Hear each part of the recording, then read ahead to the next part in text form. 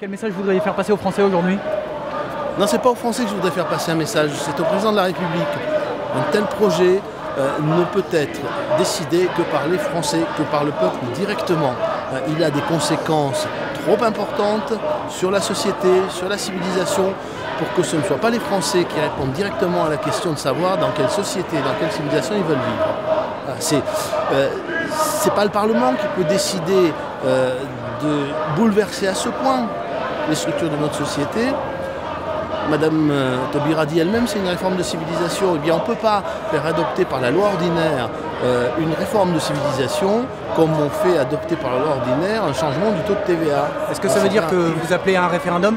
J'appelle à un référendum. D'ailleurs, il a été publié ce matin un appel dans le journal du dimanche où on a réussi à récupérer 115 signatures de parlementaires en 48 heures, et il y en a d'autres qui arrivent, pour un référendum, pour dire au président de la République, nous, députés, sénateurs, nous n'avons pas reçu de mandat pour opérer une telle réforme, un tel bouleversement, c'est au peuple de trancher. Et moi je suis dans la rue aujourd'hui pour cette raison.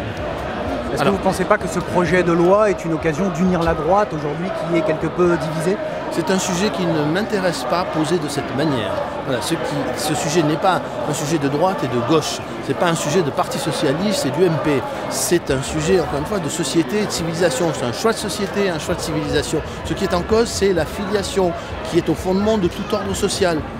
Bon, c'est pas un problème c'est pas un problème de politique politicienne, c'est pas un problème partisan. Je ne défile pas aujourd'hui contre le gouvernement. Je défile pour dire ce projet a des conséquences considérables que d'ailleurs vous ne voulez pas assumer et qui exige que on demande au peuple de trancher, que chacun puisse en conscience trancher cette question et participer à la décision.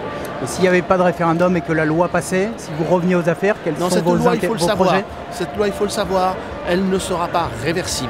Ceux qui disent le contraire sont des menteurs, parce qu'elle va créer des situations de fait. Il y a des enfants qui vont naître, qui vont se retrouver dans ces nouvelles conditions de la filiation, et il sera quasiment impossible de revenir en arrière. Il faut le savoir. C'est bien la raison pour laquelle on ne peut pas s'y prendre comme on est en train comme le gouvernement voudrait le faire aujourd'hui. Il faut bien comprendre ce qui se joue. C'est pas un coup pour rien, c'est pas une expérience, c'est pas quelque chose sur lequel on peut revenir aux prochaines élections. Non, c'est un choix qui est un choix difficilement réversible. D'où l'importance de le faire dans de bonnes conditions après avoir eu un vrai débat sur les conséquences de ce projet de loi. Merci.